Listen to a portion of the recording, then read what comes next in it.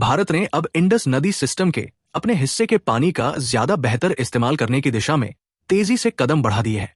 Reports के मुताबिक केंद्र सरकार एक 113 किलोमीटर लंबी नहर बनाने की संभावनाएं तलाश रही है, जो जम्मू कश्मीर से बहने वाले 3 वेस्टर्न रिवर्स के एक्स्ट्रा फ्लो को दूसरे नॉर्थर्न राज्यों तक डाइवर्ट करेगी।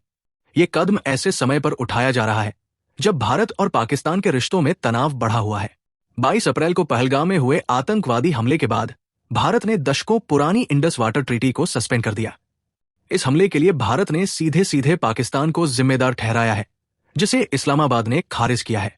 प्रधानमंत्री नरेंद्र मोदी पहले ही ये साफ कर चुके हैं कि पाकिस्तान को उन नदियों से पानी नहीं मिलेगा जिन पर भारत का नियंत्रण है। मई में राजस्थान की एक रैली में मोदी ने कहा था, हर आतंकी हमले की कीमत पाकिस्तान को चुकानी पड़ेगी। पाकिस्तान की फौज चुकाएगी, पाकिस्तान की इकोनॉमी चुकाएगी।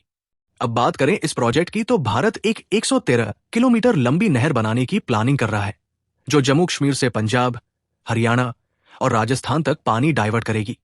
ये नहर इंटरबेसिन वाटर ट्रांसफर प्रोजेक्ट का हिस्सा होगी, जिसमें इंडस नदी सिस्टम से पानी हटाकर दूसरे बेसिन्स में भेजा जाएगा।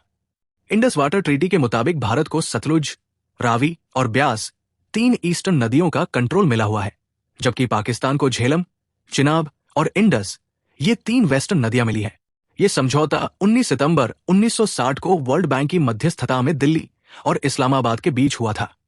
जो नई नहर प्लान की जा रही है वो चिनाब को सतलुज, रावी और ब्यास नदियों से जोड़ देगी। इससे भारत को न सिर्फ ईस्टर्न रिवर्स का पूरा कोटा इस्तेमाल करने में मदद मिलेगी, बल्कि वेस्टर्न रिवर्स के हिस्से का भी ज्यादा से ज्यादा उपयोग किया जा सकेगा, जिससे पाकिस्तान को फालतू बहकर जाने वाला पानी मिलना बंद हो जाएगा।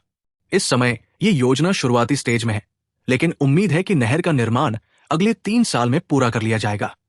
इसके अलावा सरकार इस बात पर भी विचार कर रही है कि इस नहर को यमुना नदी से जोड़ दिया जाए, जिससे इसकी लंबाई बढ़कर लगभग 200 किलोमीटर हो जाएगी।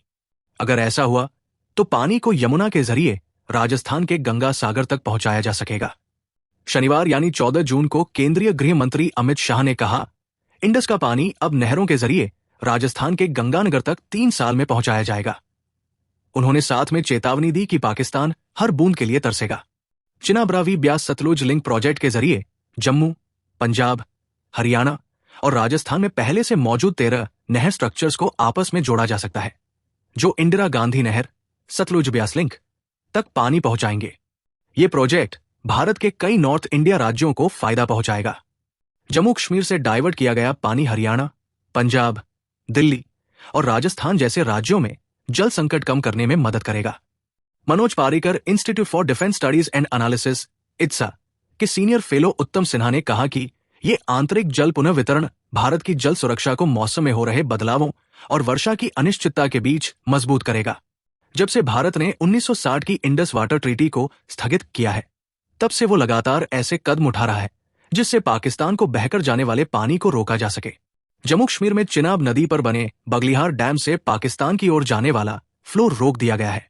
इसके अलावा भारत ने सलाल डैम के रिजर्वायर की सफाई और फ्लशिंग का काम भी शुरू कर दिया है।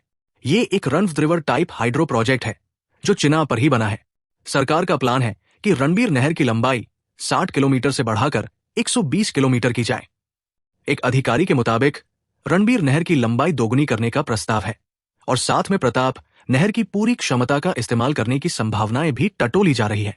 ये सब फैसले पीएम मोदी के उस निर्देश के बाद लिए जा रहे हैं जिसमें उन्होंने चिनाब, झेलम और इंडस नदियों, जो कि फिलहाल पाकिस्तान के कंट्रोल में है, पर प्रोजेक्ट्स की प्लानिंग और कार्यान्वयन तेज करने को कहा था।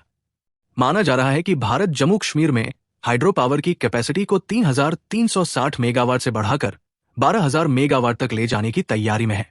इसके अलावा केंद्र सरकार उज नदी पर एक मल्टीपर्पज प्रोजेक्ट को भी फिर से शुरू करने की योजना बना रही है, जिससे सिंचाई के साथ साथ पावर जनरेशन भी हो सके और इंडस नदी के पानी का अधिकतम इस्तेमाल किया जा सके।